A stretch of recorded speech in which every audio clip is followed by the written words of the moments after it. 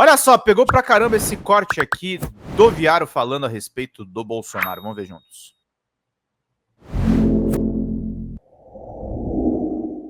Eu quero trazer já de cara aqui, sabe, Baraci e comunidade, que o cerco está fechando para o pessoal, né? O cerco tá, eles estão começando a ficar sem ter para onde correr, né? A coisa está ficando assim, agora já é pai e filho se ferrando junto. Então, vamos andar aqui. O que aconteceu? Abriu um anúncio, vamos lá. O ex-ministro da Advocacia Geral da União, Bruno Bianco, afirmou nessa quinta-feira ao STF que o ex-presidente Jair Bolsonaro lhe perguntou se existiam meios jurídicos para contestar o resultado das eleições de 22. Ai. Vamos de novo, gente. Você sabe que é uma série de depoimentos rodando no STF, né? As testemunhas foram arroladas e tudo mais. Pois o ex-ministro da AGU, o Bruno Bianco, afirmou hoje no STF que o mitinho, perguntou para ele se tinha meio jurídico para contestar o resultado das eleições. Ou seja, que ele fez isso a gente já sabia, que ele não aceitou o resultado das urnas, todo mundo sabe. O que vem à tona agora com os depoimentos, com as testemunhas, é o fato de que ele tentou reverter, ele tentou buscar, ele quis evitar a derrota. Então, depois que a gente viu um relatório primoroso da Polícia Federal, que a gente viu uma apresentação de denúncia primorosa do PGR, e que a gente viu agora um relatório complementar da Polícia Federal, muita gente pensou que não poderia piorar a situação do bolsonarismo, porque já estava tudo muito ferrado, pois com os depoimentos das testemunhas, está piorando mais ainda. Mais ainda porque as testemunhas não vão esconder. E por que não vão esconder? Porque não querem ser culpados por aquilo que sabem. E por que isso acontece? Porque o endurecimento existiu na hora do julgamento de todos os envolvidos, na hora da dosimetria das penas. É essa articulação, essa movimentação da justiça que é mais do que necessária que se faça. Mais do que necessária, tu faz no rigor da lei. A partir do momento que tu faz no rigor da lei, tu mostra para todos os outros que podem estar envolvidos que ninguém está brincando, que não vai haver impunidade. Então o cara vai lá para depor e o cara já pensa duas vezes antes de esconder alguma coisa, porque ele sabe que tem gente tomando 14, 15, 16, 17 anos de cadeia. Pois então o ex-AGU falou isso. O Bianco prestou depoimento como testemunha de defesa do ex-ministro da Justiça, Anderson Torres, na ação penal que investiga um plano golpista articulado pela cúpula do governo Bolsonaro. Durante a audiência, o PGR Paulo Gonet questionou o Bianco sobre uma reunião realizada após o segundo turno das eleições para discutir a contestação dos resultados. O ex-ministro confirmou o encontro, que contou com a presença dos comandantes das Forças Armadas e do então ministro da Defesa, general Paulo Sérgio, e relatou ter sido questionado diretamente por Bolsonaro, aspas para ele: em relação ao tema que o senhor me pergunta, houve uma reunião, se não me falha a memória, sobre como havia ocorrido o pleito eleitoral. Ele, Bolsonaro, perguntou se eu havia visto algum tipo de problema jurídico e eu de pronto respondi que não. Disse que o pleito eleitoral, na minha ótica, havia ocorrido de maneira correta e legal, sem nenhum tipo de problema jurídico. Segundo ele, Bolsonaro insistiu e perguntou se havia algo que pudesse ser questionado. Eu disse que não, que tinha comissão acompanhando e que a eleição foi absolutamente transparente. E o presidente, pelo menos na minha frente, se deu por satisfeito.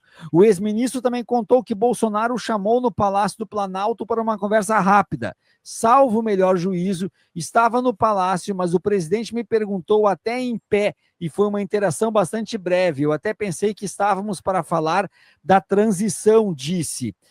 O Bruno Bianco chefiou a AGU de agosto de 21 a dezembro de 22 na gestão bolsonarista. Ele também atuou como secretário especial adjunto da Previdência e Trabalho da Economia, secretário especial da Economia e, por alguns dias, secretário executivo do Ministério da Previdência. A audiência no STF desta quinta-feira previa os depoimentos dos ex-ministros Bruno Bianco, Paulo Guedes, Célio Faria, Wagner Rosário e Adolfo Chachida. O ex-subchefe da AGU, Adler Anaximandro Cruz e Alves, também estava programado para depor. No entanto, Paulo Guedes, Célio e Adler não compareceram e a defesa de Anderson Torres desistiu dos depoimentos dos ex-ministros. A sessão começou às 8 horas no STF. Pô, até o posto Ipiranga não compareceu. Vai largar a mão, mas não é ninguém larga a mão de ninguém. Anderson Torres faz parte do grupo que foi classificado pela GR como central na articulação da tentativa de golpe.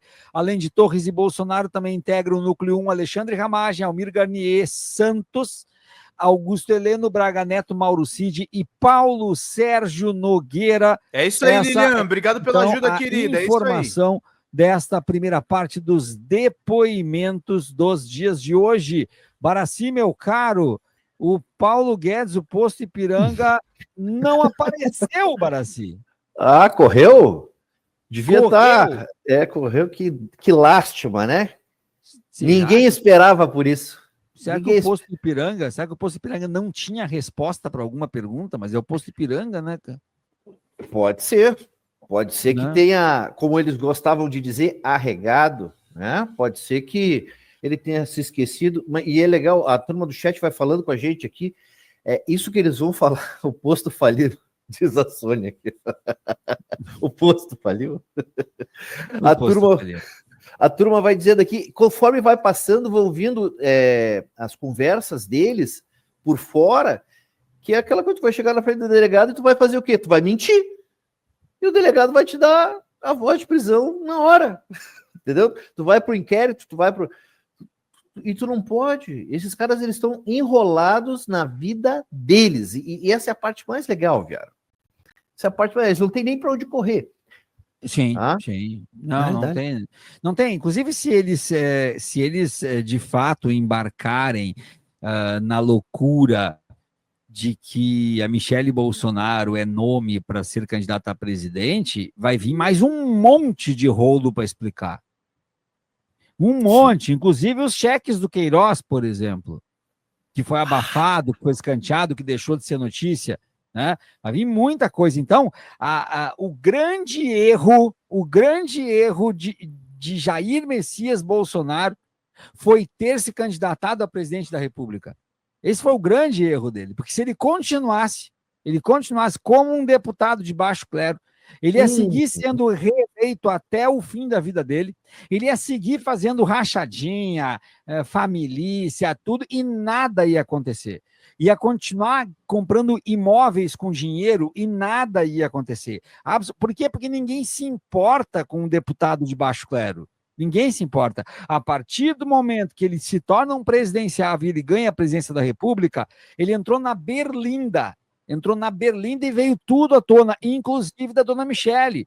O professor João César de Castro Rocha tem falado com alguma frequência, inclusive, não só aqui, como em outros veículos que ele vai, que a Michele Bolsonaro não teria condições de ser candidata a presidente, porque, segundo o João César, viria à tona as questões pessoais, íntimas dela, que faria um frisson muito grande diante da comunidade evangélica. Eu tenho certeza que todo mundo sabe do que estamos falando aqui, né?